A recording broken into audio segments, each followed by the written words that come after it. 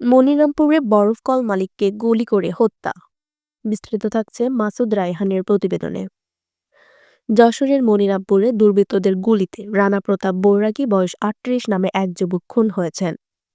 আজ সোমবার ৫-১-২০২৬ সন্ধ্যা ৬টার দিকে উপজেলার কপালিয়া বাজারে এই ঘটনা ঘটে। দুর্বৃত্তরা রানা প্রতাপের মাথায় কয়েক রাউন্ড গুলি করে পালিয়ে গেছে। ঘটনাস্থলে ৭টি গুলির খোসা পড়ে থাকতে দেখা গেছে বলে জানিয়েছেন স্থানীয়রা। মনিরামপুর থানার ভারপ্রাপ্ত কর্মকর্তা ওসি রজিউল্লাহ খান ঘটনার সত্যতা নিশ্চিত করেছেন। রানা প্রতাপ কেশবপুর উপজেলার আড়ুয়া গ্রামের স্কুল শিক্ষক তুষার বৈরাগীর ছেলে।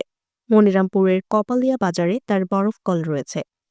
মনোহরপুর ইউনিয়ন পরিষদের চেয়ারম্যান আক্তার ফারুক মিন্টু বলেন, ২ বছর ধরে কপালিয়া বাজারে বরফ কল পরিচালনা করে আসছেন রানা। আজ সোমবার সন্ধ্যায় কয়েকজন দুর্বৃত্ত তাকে বরফকল থেকে ডেকে বাজারে অবস্থিত ক্লিনিকের পাশে গলি রাস্তার মুখে নিয়ে যায়। এরপর তারা তাকে সেখানে গুলি করে হত্যা করে। রিপন হোসেন সাজু নামে এক ব্যক্তি ঘটনাস্থল থেকে জানান, হত্যাকারীরা একটি মোটরসাইকেলে চড়ে এসে রানাকে ব্যবসা প্রতিষ্ঠান থেকে ডেকে পাশে একটি গলিতে নিয়ে আসে। এরপর কথা কাটাকাটির এক পর্যায়ে তারা রানার মাথায় কয়েক রাউন্ড গুলি করে মনিরামপুরের দিকে আসার রাস্তা দিয়ে পালিয়ে যায়। ঘটনাস্থলে রানার লাশের পাশে ৭টি গুলির খোসা পড়ে আছে। মনিরামপুর থানার ভারপ্রাপ্ত কর্মকর্তা ওসি রজিউল্লাহ খান বলেন, রানা প্রতাপ নামে এক বরফ কল মালিককে দুর্বৃত্তরা গুলি করে হত্যা করেছে।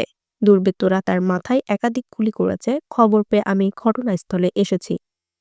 আরও বিস্তারিত জানতে চোখ রাখুন জাতীয় দৈনিক অভয়নগর পত্রিকায়।